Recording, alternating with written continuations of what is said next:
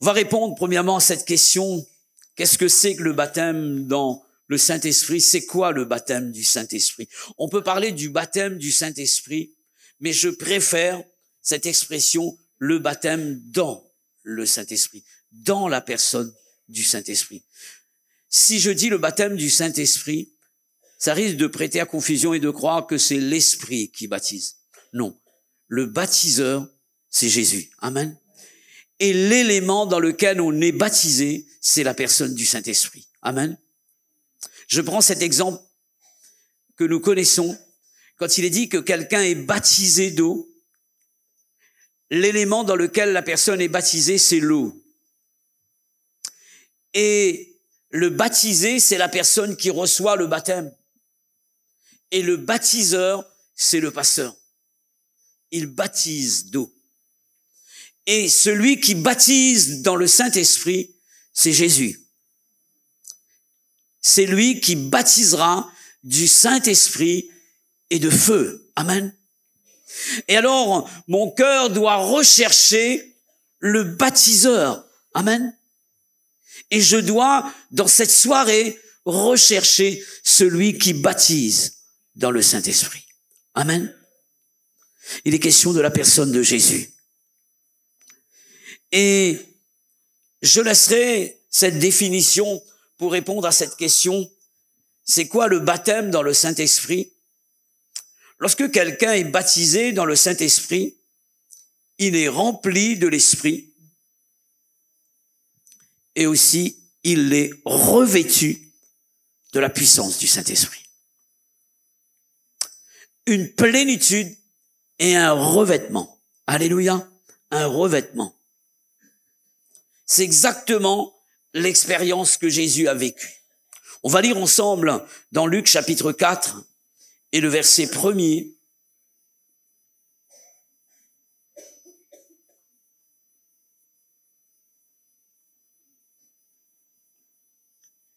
Jésus rempli du Saint-Esprit, revint du Jourdain où il fut conduit par l'Esprit dans le désert. On va sauter quelques versets. Verset 14. Jésus, revêtu de la puissance de l'Esprit, retourna en Galilée et sa renommée se répandit. Une plénitude de l'Esprit et un revêtement de l'Esprit. Jésus était baptisé du Saint-Esprit parce que l'Esprit de Dieu était en lui et l'Esprit de Dieu était sur lui. Quand je dis qu'un verre est baptisé dans l'eau, cela signifie que ce verre a été plongé dans l'eau, il est rempli d'eau et il est aussi submergé par l'eau. Immergé, rempli et submergé. Alléluia. Là, on peut parler le baptême dans le Saint-Esprit. Et pour celui ou celle qui veulent servir Dieu d'une manière efficace, et c'est l'une des conditions indispensables pour être au service de Dieu. Être baptisé du Saint-Esprit. Quand je dis baptisé du Saint-Esprit, on aura l'occasion d'en reparler tout à l'heure. Il y a un début à cette plénitude et ce revêtement, mais après il y a un entretien. Alléluia. Et je peux parler en langue et ne pas être baptisé dans le Saint-Esprit. Je peux avoir reçu le baptême dans le Saint-Esprit lorsque j'ai parlé en langue, mais je dois entretenir cette relation pour vivre dans cette plénitude et dans ce revêtement de l'Esprit. Alléluia. Je vous explique d'après la parole de Dieu. Quand on dit que le baptême de l'air, c'est la première fois où la personne, donc, va prendre l'hélicoptère ou l'avion. Mais le mot baptême dans la Bible ne veut pas dire cela. Le mot baptême dans la Bible veut dire plénitude de revêtement. Et je dois vivre cela tous les jours. Non pas seulement le jour où j'ai parlé en langue, mais je dois vivre. C'est pourquoi la Bible et l'apôtre Paul dira « Soyez continuellement remplis de l'Esprit de Dieu ». Et je dois vivre au quotidien cette plénitude et ce revêtement de l'Esprit. Pour servir Dieu, j'ai besoin de cette vie-là. J'ai besoin de dépendre de l'Esprit. Jésus lui-même n'a pas commencé son ministère sans avoir été baptisé du Saint-Esprit. On va lire ensemble dans Matthieu chapitre 3, versets 16 à 17.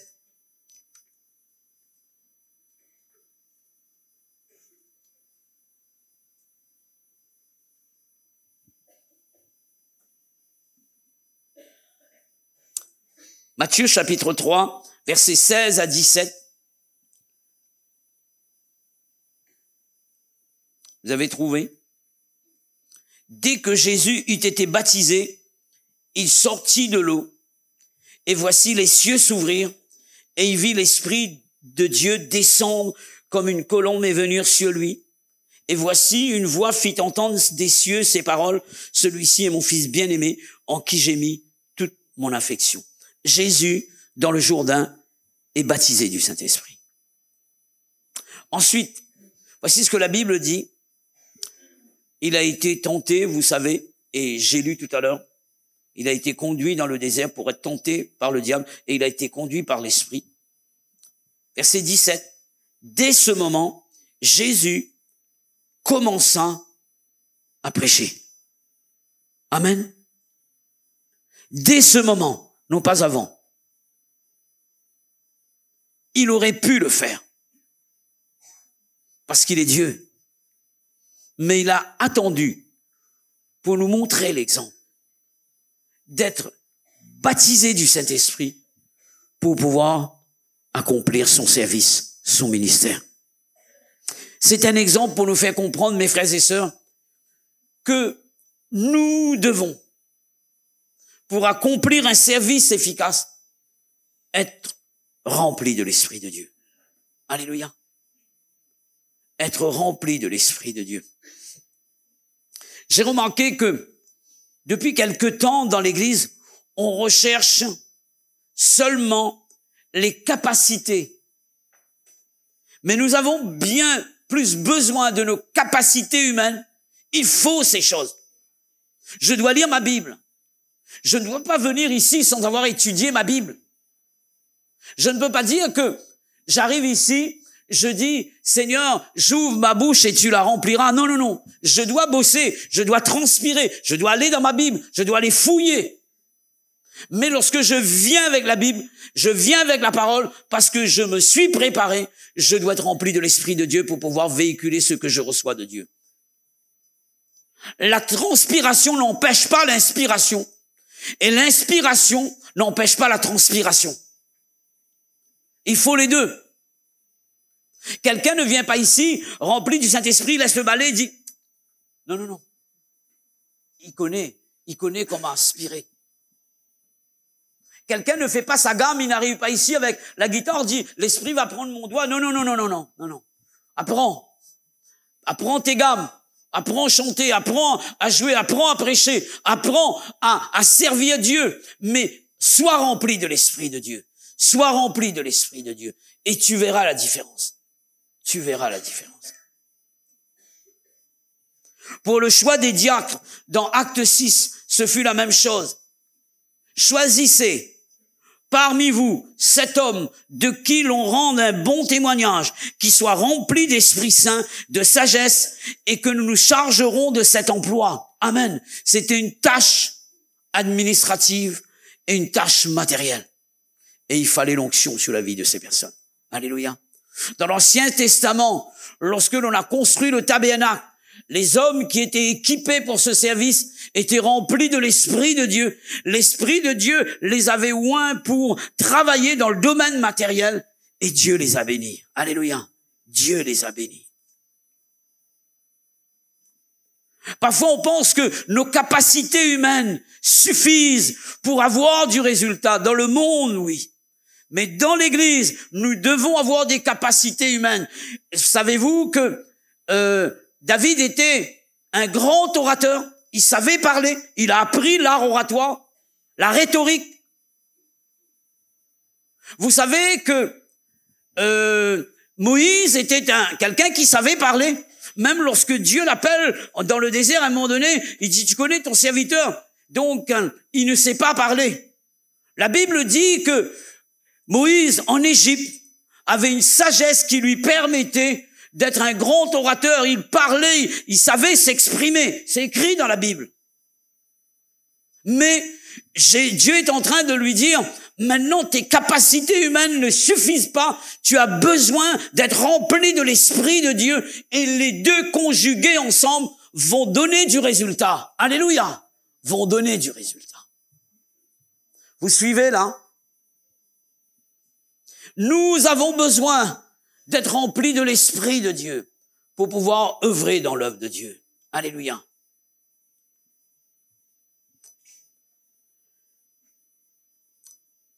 Et pour que le croyant, je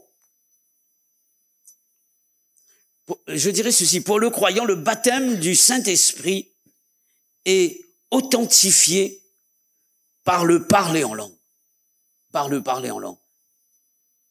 Jésus, lui, la Bible dit, ce n'est pas mentionné qu'il a parlé en langue. D'accord? Pourquoi, d'après vous?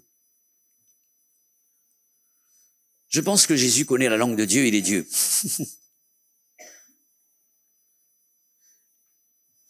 Jésus a été parfaitement homme et parfaitement Dieu. Il a donné l'exemple ici. Et en tant que Dieu, il dit, je connais la langue de Dieu, je suis Dieu. Donc vous comprenez, on voit l'humanité de Christ ici, qui a besoin d'être revêtu de l'Esprit en tant que serviteur, et la divinité de Christ qui connaît la langue de Dieu. Il a été parfaitement homme et parfaitement Dieu. Lorsqu'il est dit que Jésus s'est dépouillé, non pas de sa divinité, mais de sa gloire. Et dans la prière sacerdotale, il va dire, donc, en ce qui concerne la gloire, et il va dire, quand il s'adresse à son Pierre, il va dire, j'aimerais de nouveau avoir la gloire que tu m'as donnée lorsque j'étais avant de venir dans ce monde. Et cela veut dire qu'il a été dépouillé de sa gloire. Et de temps en temps, Jésus se laissait en tant qu'homme être soumis à la volonté de Dieu en tant qu'homme. Par exemple, vous savez que Jésus ne savait pas à quel moment il devait revenir, son retour. Et pourtant, il est omniscient. On peut dire qu'il y a quelque part un manque de connaissance. Il arrive devant un figuier, il ne sait pas qu'il n'y a pas des figues. Il s'attendait à recevoir des figues. Ben, il est Dieu. Là, je vois le serviteur qui accepte de ne pas utiliser la préscience de Dieu en tant que serviteur pour dire qu'il a été parfaitement homme. Ce n'est pas le but de mon message. Mais je suis en train de vous dire que si Jésus n'a pas parlé en langue, c'est parce qu'il était Dieu. Il est Dieu. D'accord? Le parler en langue, d'après la Bible, est le signe initial du baptême dans le Saint-Esprit. Amen. Le signe initial. Voici les miracles ou bien les signes qui accompagneront ceux qui auront cru en mon nom. Et parmi ces signes, il est dit, ils parleront de nouvelles langues. Alléluia. Ils parleront de nouvelles langues. Maintenant, le mot signe, littéralement, ou bien le mot miracle ici, ça veut dire la signature de Dieu. Amen. La signature de Dieu. Et lorsque je parle en langue, parce que je suis baptisé du Saint-Esprit, c'est comme si que Dieu signe et il dit, voici le serviteur avec lequel je serai. il signe. Et il dit, c'est exactement comme si que c'était Jésus lui-même qui y allait. Avant la Pentecôte, il n'y a eu qu'une seule personne qui était remplie de l'Esprit de Dieu, capable d'accomplir des miracles extraordinaires. Le diable pensait que il avait fini avec le sort de Jésus, mais il savait pas ce qu'il attendait. Il devait y avoir une résurrection. Et juste après la résurrection, la Pentecôte, des milliers d'hommes et de femmes remplis de l'Esprit de Dieu, parcourant les villes et villages et guérissant les malades, purifiant les lépreux, ressuscitant les morts à cause de la présence du Saint-Esprit dans la vie de ses bien-aimés. Alléluia. Pour dire ceci, quelqu'un qui ne parle pas en langue, il n'est pas baptisé du Saint-Esprit. C'est confirmé par la Bible. Dans Acte 2, verset 4, il est dit, ils étaient tous dans la chambre haute. Et voici ce qu'il est dit, ils furent tous remplis du Saint-Esprit et se mirent à parler en d'autres langues selon que l'Esprit leur donnait de s'exprimer. Amen. Ils furent tous remplis du Saint-Esprit et se mirent à parler en d'autres langues. Cela veut dire que lorsqu'on est rempli du Saint-Esprit, obligatoirement, on va parler en d'autres langues. C'est ce qui s'est passé également chez Corneille. Acte 10. Je lis pour vous. Nous lisons ces paroles, versets 45 à 46.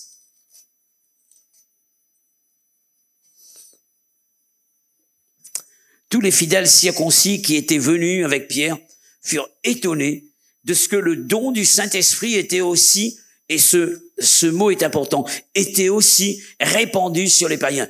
Comme l'Esprit était répandu sur les Juifs, comme l'Esprit était répandu sur les apôtres, sur les disciples de Jésus. Et il est dit ici que l'Esprit était aussi répandu sur les païens. Et comment on a reconnu que l'Esprit était descendu sur les païens? On suit car. Amen.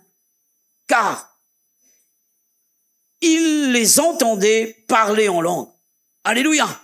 Et là, à partir de là, ça a été authentifié, ça a été signé par Dieu. Ces personnes sont remplies de l'Esprit de Dieu parce qu'elles parlent en langue. Alléluia. Parce qu'elles parlent en langue. Et cette expérience n'est pas réservée seulement que pour les apôtres. Il y a de ceux qui vont nous dire, dans certaines religions, ce n'est plus pour maintenant. C'était pour les apôtres, c'était pour les Juifs, c'était pour les disciples de Jésus. Et ici, je vois que chez Corneille, Dieu a baptisé du Saint-Esprit des païens. Alléluia. Cela veut dire que c'est pour nous. La Bible dit que la promesse est pour ceux qui sont appelés en son nom. Alléluia. Et il est dit, c'est pour les jeunes gens, pour les jeunes filles, pour les vieillards, pour toute catégorie, toutes les tranches d'âge, un aussi grand nombre que Dieu les appellera. Alléluia. À Éphèse, lorsque les disciples sont venus, et notamment l'apôtre Paul, dans Acte 19, ils ont posé la question suivante. Est-ce que vous avez reçu le Saint-Esprit lorsque vous avez cru? Voici la réponse qui leur a été donnée. Nous n'avons pas même entendu dire qu'il y ait un Saint-Esprit. Si on vous a jamais parlé du riz cantonné, par exemple, comment voulez-vous avoir faim du riz cantonné? Vous n'avez jamais entendu parler de cela. Si vous ne connaissez pas qu'un chop-suey existe, vous n'allez jamais avoir envie. Et si quelqu'un ne vous dit pas, j'ai goûté ce repas-là, et c'est extraordinaire. Et je suis là pour cela ce soir. Pour vous dire que j'ai goûté au baptême du Saint-Esprit, et j'en parle ce soir. Il y a une différence entre celui qui est rempli. Je ne parle pas seulement le jour où il a parlé en langue. Je parle d'une plénitude, et je parle également d'un revêtement de l'Esprit. Et chaque jour, nous avons besoin de vivre cette vie de l'esprit afin de voir Dieu agir à travers nos vies. C'est cela qui fera toute la différence. Et la Bible dit dans Acte 19, versets 6 à 7, que je lirai pour vous, chez les Éphésiens, Acte 19, versets 6 à 7. Lorsque Paul leur eut imposé les mains, le Saint-Esprit vint sur eux et ils parlaient en langue et prophétisaient. Ils étaient en tout environ 12 hommes. Amen. Alléluia. Qu'est-ce qu'a fait Paul d'après vous? Lorsque ces personnes ont dit, nous n'avons même pas entendu dire qu'il existe un Saint-Esprit. Il leur a parlé sur le Saint-Esprit. Amen. Et nous avons besoin d'enseigner sur cette plénitude de l'esprit, rendant la personne, oui, capable d'accomplir le plan de Dieu et mettant cette personne à la hauteur de ce que Dieu attend d'elle pour que le service soit efficace. Permettez-moi de vous parler très rapidement de quelques avantages du parler en langue. Quels sont ceux qui sont baptisés du Saint-Esprit et qui parlent en langue régulièrement, s'il vous plaît? Non pas qui ont parlé des... Voilà, merci Seigneur. Ça veut dire que les autres, vous avez besoin de cette plénitude de Dieu. Quels sont les avantages du parler en langue? Premièrement, la prière de la personne qui parle en langue n'est pas interceptée par personne. Il n'y a pas d'interférence entre sa prière et le trône de Dieu et le ciel. Ni par la personne qui prie elle-même, par sa pensée ou par son intelligence, puisque la Bible dit que la personne ne prie pas avec son intelligence, mais avec son esprit. Ni par une tierce personne, ni par le diable, parce que le diable ne connaît pas la langue de Dieu. Lorsque je prie en langue, je suis directement en connexion avec le ciel dans ma prière.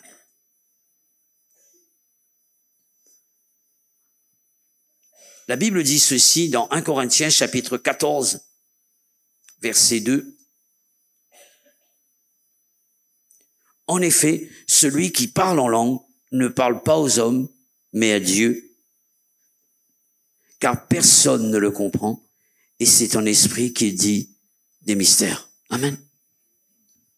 Étant donné que je réalise que quand je parle en langue, je parle à Dieu et personne ne comprend, alors je dois entretenir une vie dans le parler en langue. Alléluia. La Bible dit que celui qui parle en langue, verset 14, toujours de 1 Corinthiens 14, son esprit est en prière et son intelligence demeure stérile. Cela veut dire que ma pensée ne peut pas perturber ma communion avec Dieu parce que c'est en esprit que je prie. Quand je parle en langue, aucune pensée humaine ne vient faire interférence entre ma prière et le cœur de Dieu. Alléluia. Le cœur de Dieu. Ça vous est arrivé lorsque vous commencez à entrer dans la prière, il y a toutes sortes de pensées. Vous pensez à votre travail, vous pensez à ce que vous devez faire, vous pensez à toute la journée. Et avant de vous concentrer sur la personne de Dieu, il y a un temps qu'il faut prendre.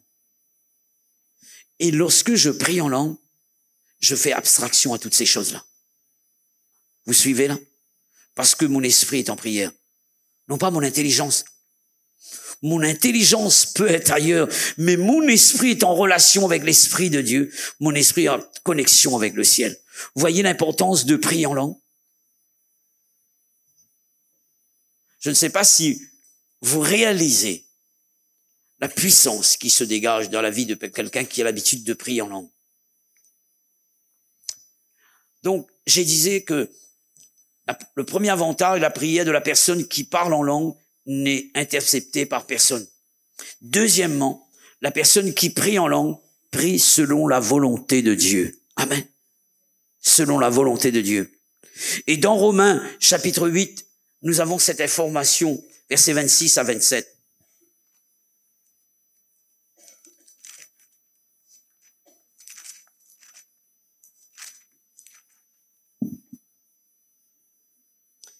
De même aussi l'Esprit, c'est-à-dire le Saint-Esprit, nous aide dans notre faiblesse, car nous ne savons pas ce qu'il nous convient de demander dans nos prières, mais l'Esprit lui-même intercède par des soupirs inexprimables. Et celui qui sonde les cœurs connaît quelle est la pensée de l'Esprit, parce que c'est selon Dieu qu'il intercède en faveur des saints. Qui est le Saint-Esprit, mes frères et sœurs? C'est qui? C'est un homme? C'est Dieu. Et quoi de plus normal que si Dieu intercède par moi, ben il prie selon sa volonté. Est-ce que toi tu pries selon ta volonté, toi? Bien sûr que oui. Mais maintenant, si Dieu prie par moi, donc ma prière est faite selon la volonté de Dieu. Amen. Selon la volonté de Dieu. Alors je dois laisser Dieu prier par moi et je dois prier en langue. Alléluia. Et parfois on s'étonne, mais j'ai pas demandé à Dieu cela. Pourquoi d'après vous? Parce que vous avez prié en langue. Vous n'avez pas compris. Et parfois on dit, mais Dieu m'a donné au-delà de ce que j'ai demandé. Oui, c'est pas toi qui as demandé, mais c'est l'Esprit qui a demandé par toi. Alléluia. Et vous comprenez pourquoi des prières sont exaucées alors que la demande n'a pas été faite en français. Parce qu'on a prié selon le langage de Dieu, le code de Dieu. Alléluia. On a prié dans la volonté de Dieu. Troisièmement, quand nous prions en langue, nos actions de grâce, parce que dans la prière, en langue, il y a la demande, il y a l'intercession aussi, il y a l'action de grâce, il y a la louange également. Je peux chanter en langue des cantiques. Et la Bible dit, que dois-je faire? Je dois prier de ma propre intelligence, je dois prier par l'Esprit, je dois chanter avec ma propre intelligence et je dois chanter par l'Esprit. Cela veut dire que Dieu peut me donner une mélodie inspirée avec le parler en langue sur cette mélodie. Et alors, j'ai des transports d'allégresse. Je suis avec les anges dans le ciel et je ne veux plus rejoindre la terre. Alléluia.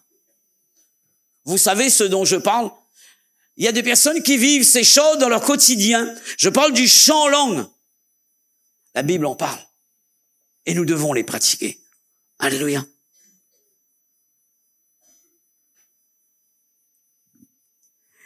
Voici ce que la Bible dit concernant les actions de grâce par rapport au parler en langue. 1 Corinthiens 14, verset 4.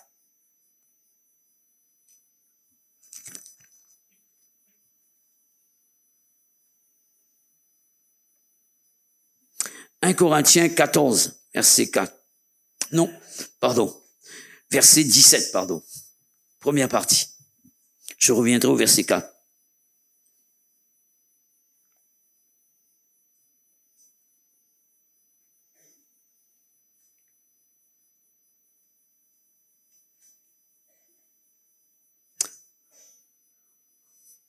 On va prendre quand même le verset 16, d'accord?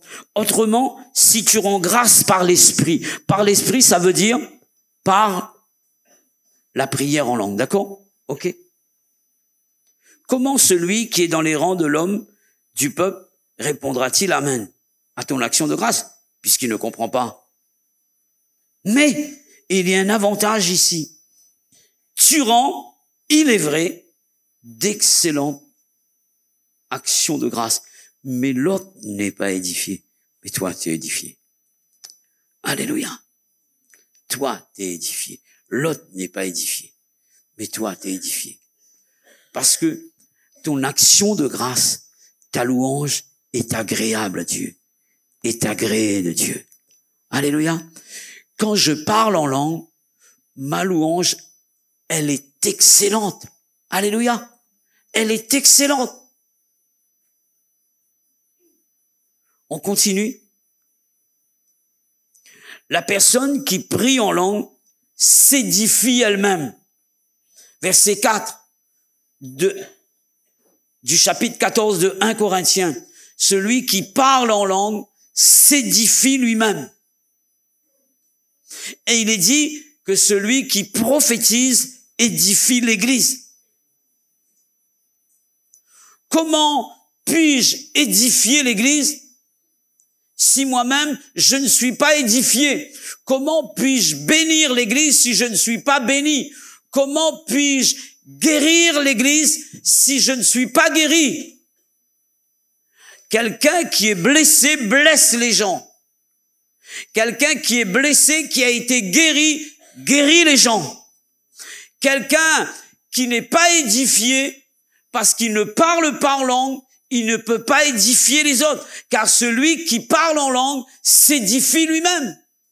Et comment puis-je édifier l'Église si je ne suis pas édifié dans le parler en langue? Le verbe édifier veut dire se construire spirituellement parlant. Je ne peux pas construire l'Église spirituellement parlant si moi-même je ne suis pas construit intérieurement.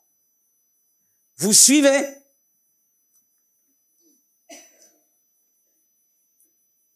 Dans 1 Corinthiens 14, verset 19, voici ce que l'apôtre Paul dit. J'aime mieux dire 5 paroles avec mon intelligence. Là, il dit, lorsqu'il s'adresse aux gens dans l'église, afin d'instruire aussi les autres, que 10 000 paroles en langue. Il dit, s'il faut choisir dans l'église, dire 5 paroles avec son intelligence, que 10 000 paroles en langue, il préfère dans l'église dire 5 paroles avec son intelligence. Qu'est-ce que cela signifie? Alors, où c'est qu'il a dit les 10 000 paroles en langue? Dans son culte privé. Dans son intimité avec Dieu. Une fois, j'étais en train d'écouter un scientifique parler. Il disait ceci, c'est que quelqu'un, pour dire à peu près 9000 mots, il lui faut au moins 1 heure. Alors j'ai réfléchi à ce texte. Je dis 10 000 mots en langue. Combien de temps Paul se tenait dans la présence de Dieu pour parler en langue, afin que lorsqu'il arrive dans l'église, avec 5 paroles de sa propre intelligence, pour que ce soit une parole prophétique et du feu dans l'église. Parce qu'il avait pris au moins 1 heure dans le parler en langue pour sortir 5 paroles dans une prophétie. Alléluia. Et c'était précis pour l'édification de l'église. Et parfois, j'entends souvent des prophéties on a besoin d'être précis dans nos prophéties.